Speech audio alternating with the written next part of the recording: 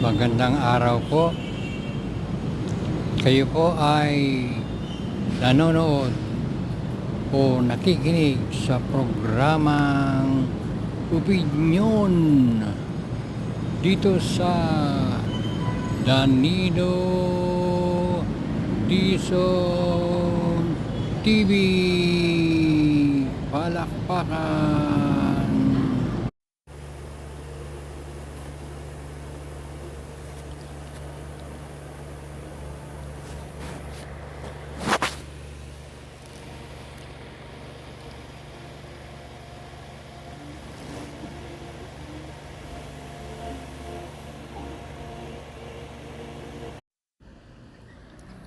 Magandang araw po sa inyong lahat.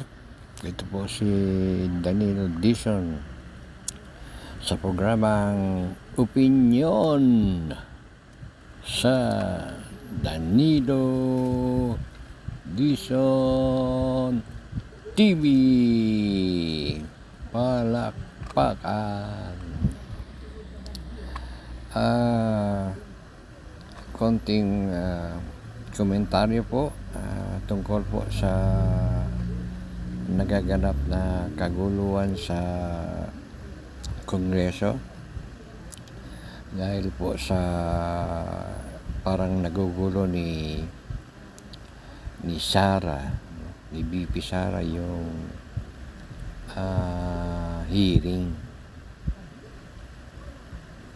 Kung bakit naman siya nandoon sa hearing pero hindi siya dapat tanungin. Ayan po ang magulo, no?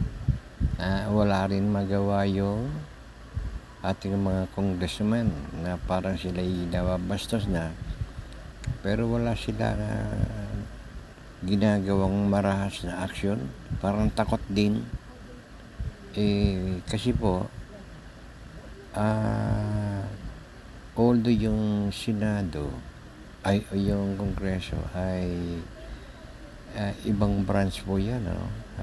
Legislative sila. Si VP Sara po ay executive, vice president po siya.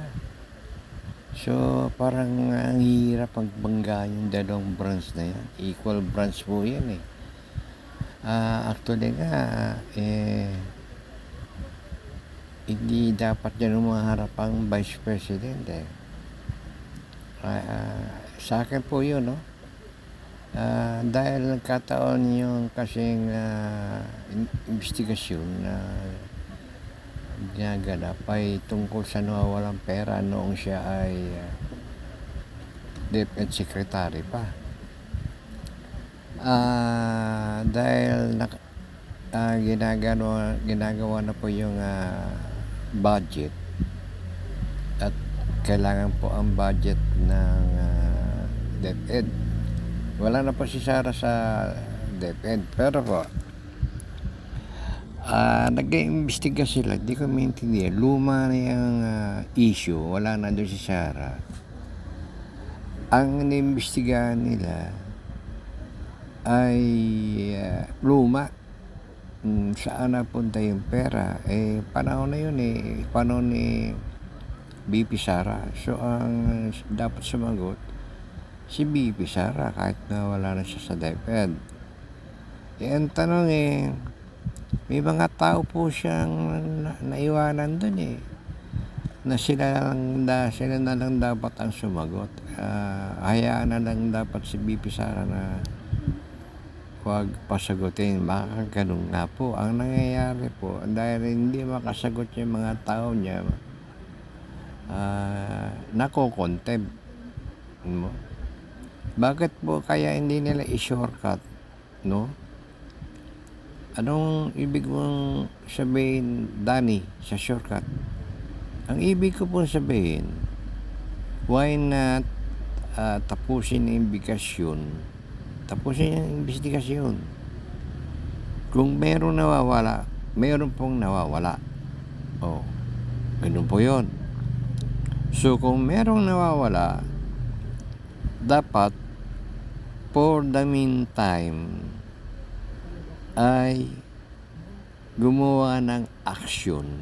Ano po yung aksyon? For the meantime, yung pong involved, sampahan ng kaso. Ano pong kaso? Pwedeng preventive suspension muna.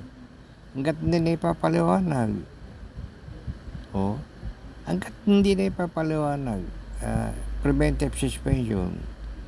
Alam ba, sa Tony Lopez, wala na muna yan. Yung Acosta na sinasabi, Paharda, mga lahat po na involved na hindi makasagot, dapat under temporary suspension muna yan.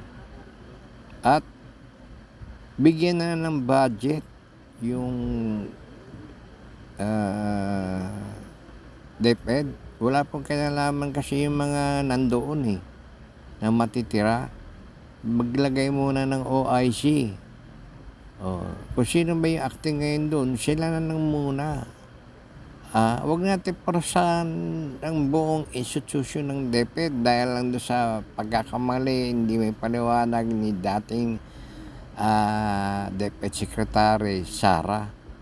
Parang mali po yun kaya tumatagal ang investigasyon. Lumalabas kasi papogi na kayo dyan Dapat mabilis ang aksyon kasi kailangan kasi yung Department of Education ng budget.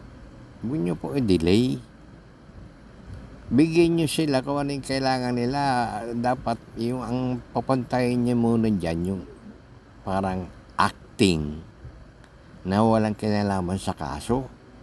At sila yan na yung magbibigay ng magsasubmit ng kinakailangan nilang budget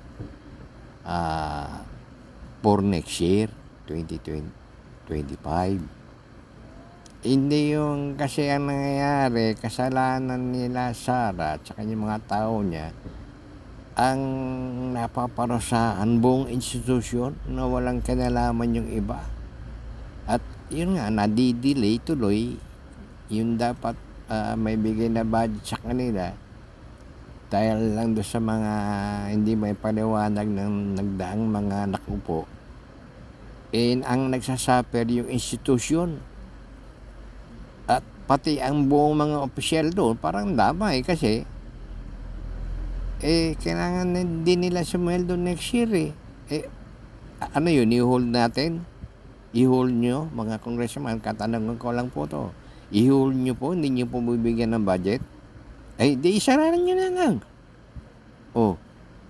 Kaya nyo?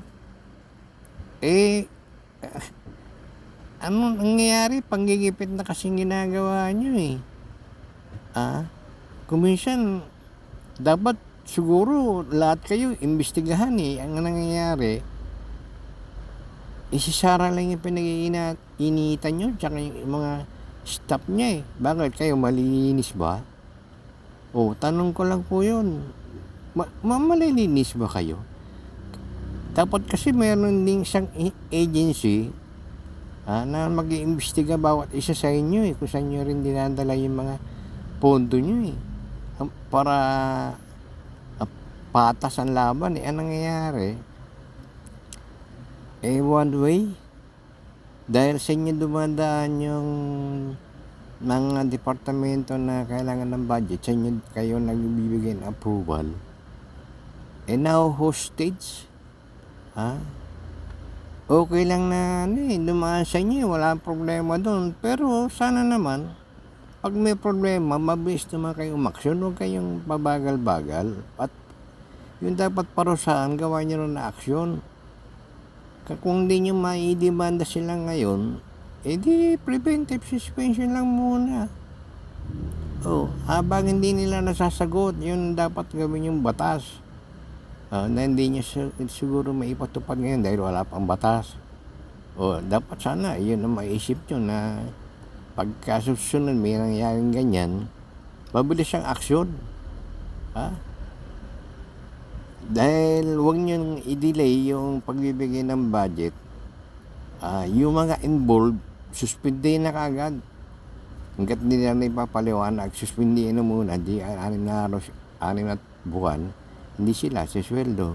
Kunti sila magsasalita. Yun ang pinakaparusa. So, para next time, hindi na mangyayari yung mga iwas-iwas sa pagtatanong. Pag hindi nakasagot, preventive suspension. Tuloy ang pagbibigay ng budget. Huwag natin parusahan ng buong institution. Maglagay ng OIC. Ganun. Hindi yung puro kayo investigasyon. Wala naman pupuntahan. Puro kayo pupugi. Sayang ilaw, kuryente, tubig. Nag-overtime kayo dyan. Kung sino-sino pinatatawag yun lang ang involve ang patawag nyo. Tapos pag walang hindi may paliwanag, suspended. Ganun lang, kabilis. Pwede ba po yun? Pag-isipan nyo po, yun po suggestion ko lang. Sayang kasi yung yung oras nasasayang kaya tuloy. Anong nangyaring kaguluhan yan? Dahil kayo rin ang kulang dyan sa tingin ko kung bakit nandiyan si Sarah parang nanggugulo tuloy kasi sa hina ng action nyo. Sige, kayo rin tuloy nyo yung pag-isipan nyo po. Ito po si Danilo Dizon ng programang Opinyon sa Danilo Dizon TV. Maraming salamat po sa inyong pakikinig. Pakiclick lang po yung kamay sa baba na naka-thumbs up. Parang tulong niyo na po sa aking YouTube channel. At pakipindot na rin po yung aking picture, yung mali dyan, naka-circle o nakabilog, no? Pag pinindot niyan, lalabas yung profile, andun po yung nakalagay na subscribe, pakipindin din po ninyo as your support to my little YouTube channel. Maraming salamat po ulit sa inyong pakikinig. God bless po.